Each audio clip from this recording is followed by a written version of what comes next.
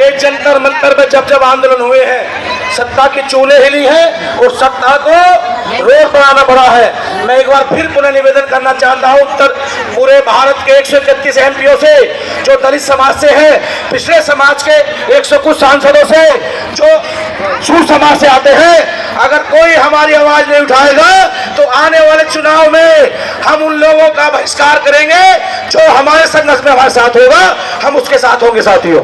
तो एक बार पुनः मैं महाराष्ट्र की पावन धरती को नमन करता हूं। बहुत बड़ी संख्या में यहाँ लोग पहुंचे हैं, तमाम और स्टेट के, उत्तर प्रदेश से काफी लोग आए हैं, मंजीत भाई, उपकार भाई, तमाम वो साथी, वो संगठन जो हमारे साथ आंदोलन को मजबूत कर रहे हैं, उन्हें एक बार फिर माननीय बंदे जी को मेरा साधुवाद नमन। जय जय जय जय जय भीम, भाई हाथ उठा करके जय जय जय जय जय भीम,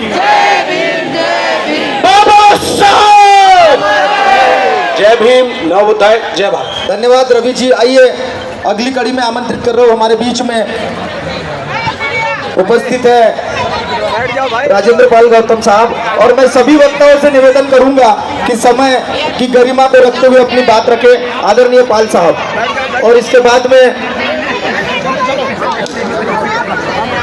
दुनिया को समता, स्वतंत्रता, बंधुता, न्याय, प्रज्ञाशील, करुणा, मैत्री व शांति का पाठ पढ़ाने वाले तथागत भगवान बुद्ध भारत में बौद्ध धर्म को दोबारा से पुनर्स्थापित करने वाले डॉक्टर बाबा साहेब अम्बेडकर जी और सभी महापुरुषों के चरणों में कोटि कोटि नमन करते हुए आप समस्त साथियों को क्रांतिकारी जय भीम, दुनु मिनु नमो बुधाय।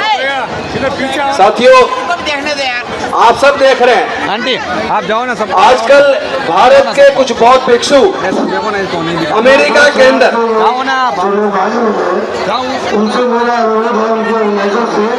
चलो हम आपके साथ चलते हैं, चलो। तो यहाँ जो ऑर्गेनाइजर है और उनके जो नेता है, उनसे मेरा अनुरोध है कि आप इसको वाइंडअप करने की तरफ चले और उसको खत्म करें, क्योंकि 1 बजे के बाद और प्रोग्राम भी है। साथियों, ध्यान दें, जो बौद्ध समाज के लोग आए हुए हैं उनका समय 1 बजे तक था, 1 बजे में सिर्फ 10 मिनट लगे। तो उनके ऑर्गेनाइजर से मेरा अनुरोध है आप इसको खत्म करने की तरफ चले, इसको 10 मिनट में खत्म करते हैं आप। साथियों, आजकल आप लगातार वीडियो देख रहे होंगे, भारत के कुछ बौद्ध भिक्षु अमेरिका के अंदर हजारों किलोमीटर की यात्रा विश्व की शांति के लिए कर रहे हैं, और विश्व शांति की उस यात्रा में बौद्ध भिक्षुओं का स्वागत करने के लिए लाखों लोग सड़कों पर हैं।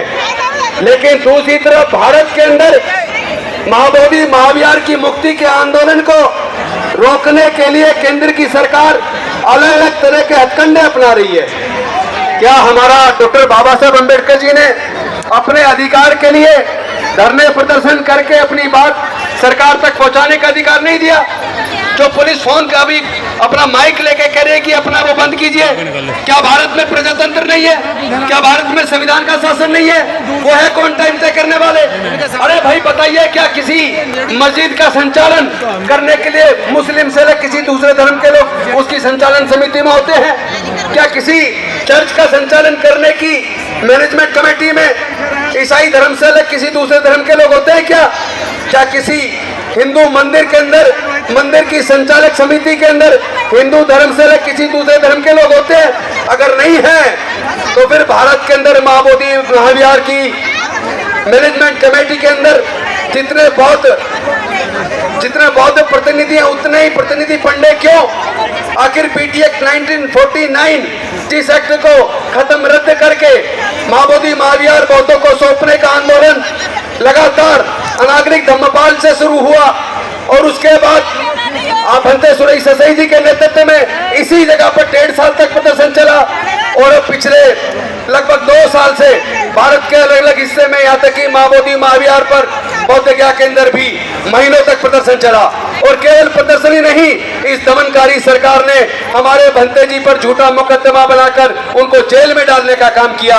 अगर आप सोचते हो कि हमारे लोगों को जेल में डालकर आप इस तूफान को रोक सकते हो, तो ऐसे ये रुकने वाला नहीं है। इस तूफान को रोकने का एक ही तरीका है, माओवादी महाविहार बौद्धों के हाथ में सौंप दो।